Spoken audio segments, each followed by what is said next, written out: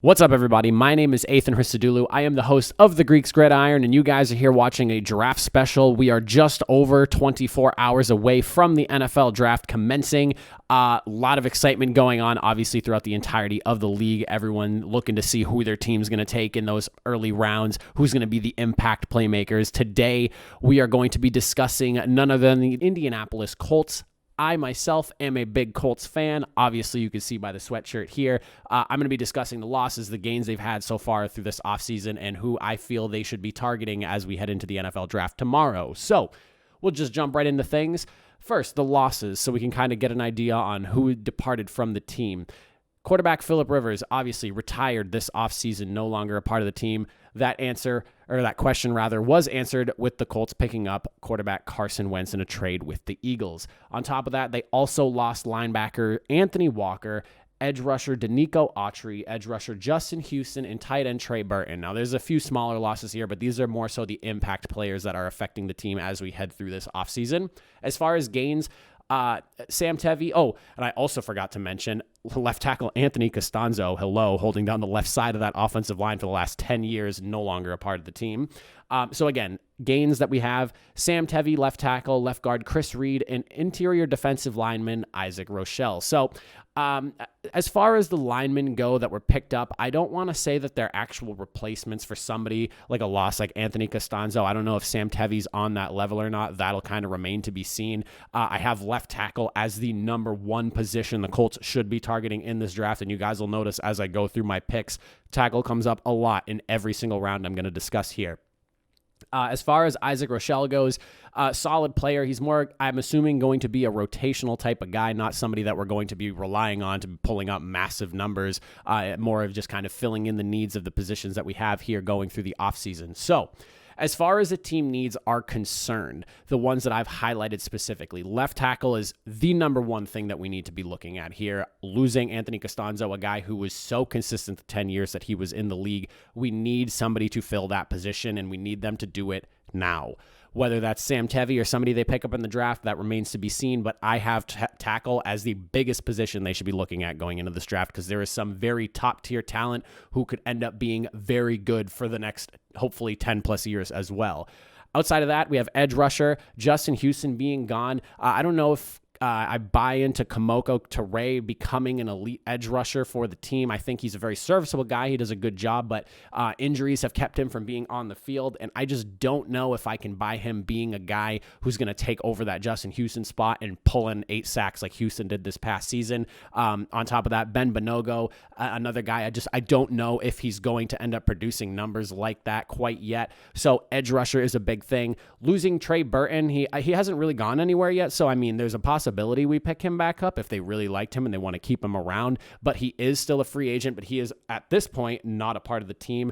Outside of Jack Doyle and Mo Alley Cox is there, we don't have like that legitimate tight end that you want, like a Dallas Clark, a Rob Gronkowski, a Travis Kelce, guys like that are the tight end of a team. We need somebody, I feel, to really help spread the love a little bit with the football here. Trey Burton did a solid job, but we need a legitimate upgrade at that tight end position. When you look around the league at the teams that are really competing in playoff spots, everyone has a pretty solid tight end, if not an elite tight end at the position. And I think that's something the Colts really need to look at as Jack Doyle's getting older. And while Mo Alley Cox has some big highlights here and there, he had a few fantastic catches last year, a pretty awesome touchdown catch as well. We need somebody who is the guy at the tight end position.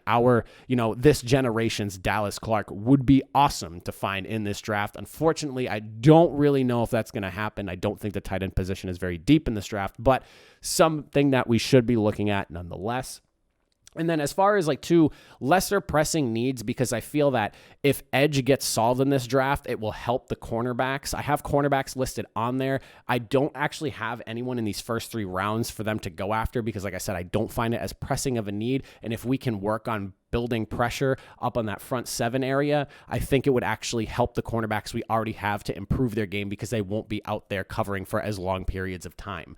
And then I also have wide receiver as well because We have T.Y. Hilton obviously coming back for another year.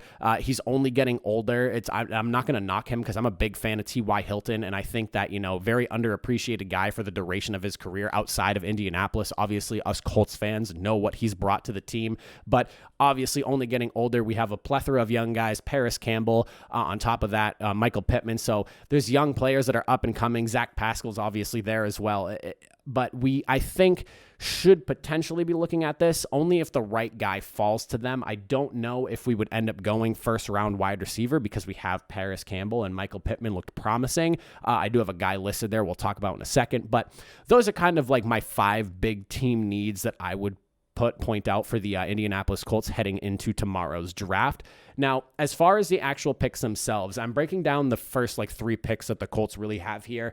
I didn't get super deep into the 4th round pick because at that point, that's a guessing game, and nobody's really getting those later round picks right. The further back you go in rounds, the less likely you are to get anything right in the NFL draft. So I'm just going over the first 3 picks, and I kind of just really touched on the 4th rounder, and I got a lot more in depth with the 1st and 2nd round pick that they have here. So in round number 1, Indianapolis is picking at number 21.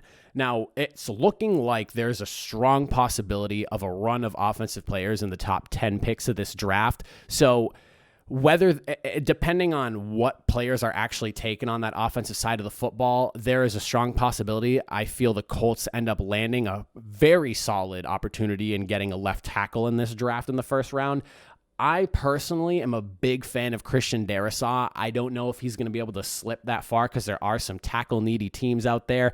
It just came out not too long ago before I started recording this that the Broncos just picked up Teddy Bridgewater from the Panthers in a trade for a 6th-round pick. So now does that take them out of the quarterback situation in the draft and have them focusing solely on getting a tackle to help solidify and protect Teddy Bridgewater if he's the guy or if he's just there to be brought in to give competition to who the hell is their quarterback's name right now? I can't think of it off the top of my head. I'm a big fan of him. Drew Lock. Oh my goodness. So that could kind of throw a wrench in the plan of that, but I do have a backup at the choice. Now, Darrisaw is the guy. For me, if he falls there, take him. He reminds me a lot of Quentin Nelson, the big brawling, mauler type of offensive lineman that you want to see. He has the elite level of strength and power. All the scouts are raging about that. He faced off against soon-to-be NFL edge rushers playing at Virginia Tech, so he has that experience. He's not just going to, there wasn't a low-level competition where when he gets to the NFL, he's going to have that wake-up moment where he's like, whoa, these guys are really good. Obviously, to an extent, he will, but he'll be a little bit more prepared for that type of stuff. They ran a run-heavy offense, which with the emergence of Jonathan Taylor, I think the Colts are going to look to spread the ball out a little bit more, maybe run the ball a little bit more. I really hope so because I have very high hopes for how good Jonathan Taylor should be. And then on top of that, he reminds me so much of Quentin Nelson just in terms of that mauling ability. He's just a big guy, not afraid to throw somebody around and he is able to do it as well. Not just someone who wants to throw those defensive linemen around, but somebody who can, Now, the biggest thing that kind of came up is that there wasn't a ton of pass protection on tape from what scouts are finding. And the concern was there wasn't a ton of one-on-ones in his situation. So putting him at left tackle, protecting the blind side of Carson Wentz could be of a risky thing because is he ready to really handle those one-on-one situations a left tackle might get put into? Maybe, maybe not. Obviously, that remains to be seen. So that is kind of like the one knock and thing to look at should the Colts land him here. Now, if not, I saw this in a mock draft, and I actually really like this one. Offensive tackle Samuel Cosmi out of Texas, I think would be a really good guy to take here at number 21 if Darrisaw is not on the board. So obviously my first 2 choices here, tackle. We need to fill that position. We've seen what Quentin Nelson brought to the team. Ryan Kelly, Braden Smith was an awesome guy for them to pick up in the later rounds. I'm all for having a powerful offensive line. We saw what happened to the Chiefs in the Super Bowl. And as a Colts fan, we have witnessed what happens when you don't have a good offensive lineman because we're, at this point still hoping we have a quarterback to replace Andrew Luck. So hopefully the idea is let's just keep building a monster O-line and keep running with that because if you have a great O-line, top 5, a lot of your issues on offense get solved there. So I have Samuel Cosmi on here. Very athletic. He was in a very pass-heavy offense, so this is a guy that, good in pass protection. He started all 3 years while he was there, so I'm big on that.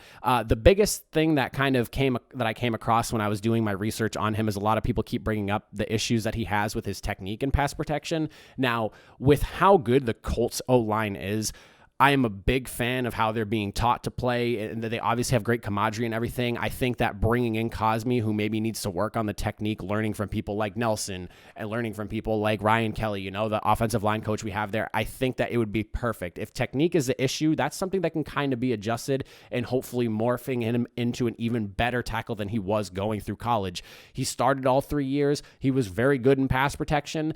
This is a guy that, if Darrisaw's not there, I'm all in on the Colts taking Cosme as well. I think either one of those two guys would be very, very good picks for the Colts in the first round. A couple of other guys I have on there, and this is if the Colts are opting to not go tackle in the first round. The Colts are picking kind of early for this pick to make sense to me. Obviously, Kyle Pitts not going to be on the board when the Colts are picking, but they do need a tight end. And Pat Freiermuth out of BYU, labeled the mini Gronk by a lot of people. On top of that, he's a great route runner, big body. He does lack the elite speed. He's not the fastest guy per se, but I mean, he only has 8 drops on 100 targets, which isn't the worst, but also not the best. I mean, it's like 8% drop ratio. Not necessarily good, but not necessarily terrible either. So, I mean, he's a big-bodied guy, take up a little bit of the middle of the field, If he's even as good as Trey Burton was, or even slightly better in the NFL, it's an upgrade. I like the way he plays on tape. I actually looked this up a little bit before I threw this in here because I didn't really know a lot on Pat Freiermuth, and I like the way he plays. I love that he's a big body type of guy, and the whole mini Gronk thing. If we could land even a player that's half as good as Gronk was, I mean, that's a fantastic player right there for us, regardless. Especially with how the tight end position has kind of failed us through the years outside of Jack Doyle over the last few years. The Eric Ebron experiment didn't really work out except for that 1 year he went off. And then on top of that, the Kobe Fleener, Dwayne Allen thing that we did to try to pair with Andrew Luck did not work out. So I would like to see a really good tight end. And even if Pat Freiermuth is a mini Gronk and half as good as Gronk was, I think that's a solid upgrade at the tight end position. Another guy, if we're going to target the wide receiver position, and I know I said this isn't somebody that there's a position that we desperately need to go after in the draft, but if Elijah Moore from Ole Miss is there, this is a guy I'm a big fan of. He only had 2 drops last year, and he has 10 in 200 career targets. That's fantastic right there, if you ask me. So great hands, 4.35 speed. He's a burner. This is somebody that, I think would do a really good job of helping solidify the wide receiver unit over there in Indianapolis. He can learn behind T.Y. Hilton, and as he's kind of ready to head out the door. We almost lost him this year, so the idea is either he retires or maybe does opt to go somewhere else next year if we're not going to offer him the money. Somebody like Elijah Moore, if he's sitting there at that pick number 21, I think this would be a really good guy. I'm all for people with great hands. I want people to be able to catch the football. He's fast as well, so that's exactly what we need as far as wide receivers go. And I think there's a strong possibility he could be sitting there at 21 when they are picking. The biggest issues more so is a small size that a lot of people came up with, and I guess the plays were really schemed towards him playing at Ole Miss. So those are a couple of the knocks that I came up with. Now, as far as small size goes, we had T.Y. Hilton. That's obviously not the issue. I'm not worried about small size. Marvin Harrison, small size. I want a guy that's fast but can catch. How's his route running? Well, that's something that can always be worked on and improved on. You can't teach great hands. You can't teach speed. So you have the two unteachable things kind of already locked in together. It's just a matter of, can we work on, can we make him a fantastic route runner? And, can he learn from somebody that's crafty like T.Y. Hilton, such a great wide receiver, who's somebody who's still productive at, a somewhat older age at this point in his career? I think Elijah Moore would be a fantastic pick to go for in the first round if he's there, and if they're not opting to go after that tackle position and they're looking to go later in the draft, because there are some better guys in the draft. Now, as far as their second pick goes, they have pick number 54 in day 2. Liam Eichenberg from Notre Dame. Everybody knows what Quentin Nelson looks like, man. I'm all for Notre Dame, guys. It seems like their offensive linemen are great. He has a high floor, so he's a little bit more NFL ready than some guys. On top of that, he was in a pass-heavy offense, and he was also a very strong run blocker. He was able to do pretty much anything that Notre Dame threw at him as far as protections go. I guess the biggest critique on him is his athleticism, but if he's there's the rumors that the Colts may put Quentin Nelson at left tackle, and if that's the case, we could kick him inside to guard, and he would be a solid guy right there. As if the athleticism and not being able to maybe kick out far enough to handle some of those NFL caliber edge rushers is the concern there. Putting him at guard so he doesn't get left on that island and leaving it up to Quentin Nelson to handle that tackle position could be a very realistic possibility, and that's something that I would be okay with as long as Etchenberg is the guy that they think could handle that guard position in replacement of Nelson moving to tackle. Outside of the tackle position, this is a guy that I penned for a few other teams, but if the Colts are going for him in the second round, I would be totally okay with it because I really like him. Carlos Basham out of Wake Forest. This guy, he's explosive off the line, off the jump, off the snap, very quick to get off. On top of that, he would be a very solid 4-3 D end in the Colts Tampa scheme that they run. So on top of that, 23 career sacks. I've stressed this before talking about Justin Houston. The guy put up 8 sacks for Indianapolis last year. We need to be able to make up for that production. And honestly, I would like to see us get somebody who could potentially put up 10 sacks plus. He had 23 career sacks, 89 hurries in the years he was playing. So, this is a guy who has experience getting to the quarterback and creating pressure. Second round pick. He's graded somewhere around the first, second round. So strong possibility he could be there and somebody I would be all for the Colts taking. I guess the biggest issue is that he did get a little bit heavier this past season. That's what I've been reading. So his explosiveness, I guess, suffered in 2020. If he's going to be playing 4-3 DN, maybe they have him drop that excess weight that he was putting on going into this most recent season and have him, because I think he weighed in around, I think it was 285 is what I saw. If we have him playing around like 275, 270, give him back that explosiveness, have him play a little bit quicker. He's still a bigger D end on the outside, but if he's quick, explosive, and a big guy, that's just a recipe for some sacks. Am I right or what? But I'm a big fan of Carlos Basham. I would love to see him be an Indianapolis Colt if that's where they decide to go in the second round. Somebody I think they should take a very good look at if they haven't been already.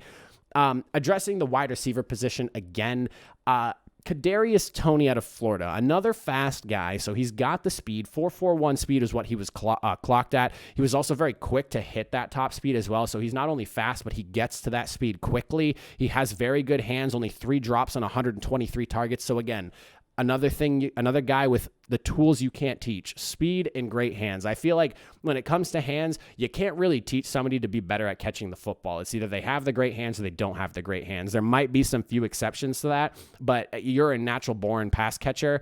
And on top of that, you can't teach speed. You're as fast as your body's going to let you be. So 2 things you can't teach, as long as we can, the biggest critique, too, is the route running thing. As long as he can, fortify his route running, learn from somebody like T.Y. Hilton. This is another guy that, I think is a money pick in the second round. He would be really good. I don't have wide receiver labeled really high, but I have a feeling Indianapolis might be looking at wide receiver in some of those early rounds because there are some guys, if they're there when they're picking, could be solid picks for the team. He does have a little bit of an injury history as well, which kind of made me almost not want to put him on this list. However, I am a big fan of how good he is. So, it's like a double-edged sword. Do we take him? Do we not take him? He has the injury history. We've seen, you see what happens when wide receivers have that injury history. They can never stay on the field. They never end up turning into what they want to be. If the injury history is just that history, I think this would be a solid guy in the second round. Now, the Colts, obviously, they don't have a 3rd round pick, but they do have a 4th round pick. And the one guy that I have for the 4th round, because he's projected in the 5th and I think would be an awesome guy, is offensive tackle Brady Christensen out of BYU. NFL-ready technique is what everybody's saying. On top of that, he's considered an elite pass blocker for the last 2 years in NCAA. The biggest knock to him was the lack of competition he had against NFL caliber edge rushers when he was playing at BYU. So This is the only person I have listed on the 4th round for Indianapolis, and the reason for that is because if they're not going tackle in those first rounds, this is a guy that you can bring in. And again, if they're gonna move Quentin Nelson to offensive tackle, like it's been rumored to be done, there's a strong possibility that you could just plug him into guard, and he doesn't have to worry so much about being that edge protector. He can, he's working inside of 2 fantastic linemen in Ryan Kelly and Quentin Nelson. You don't even have to be great. If you're just good at the position, that's good enough. Like, that's what we need there. So again, that's playing the whole scenario of moving Quentin Nelson to left tackle, covering the blind side for Carson Wentz there. But I'm very curious to see where they go in this draft. As a Colts fan, I'm very excited because it feels for the last few years we're like a piece or two away, and then we kind of got kicked in the nuts when the Colts lost Andrew Luck, and since then we're like scrambling to kind of just keep on building with what we have and solidify that most important position on the team. I was a mixed bag at first when Indianapolis took Carson Wentz, but having listened to him in his interview that he had on the Pat McAfee show, and just, you know, when I look back at the tape of when he was playing really well, Carson Wentz was such a good quarterback, playing at that MVP level. Whatever the situation was that made him play bad in Philadelphia is not the case in Indianapolis. And so to those of you Indianapolis fans that are maybe, you know, still on edge with the Carson Wentz thing, you know, Chris Ballard at this point has got to be the best GM in the NFL. And I'm saying that as a Colts fan, obviously, but I'm saying that outside of Colts fandom here. He has drafted so well and made the right trades for draft picks to bring in NFL caliber players. Like, dude, that DeForest Buckner deal was awesome for the team. And now we have him for at least another 4 years.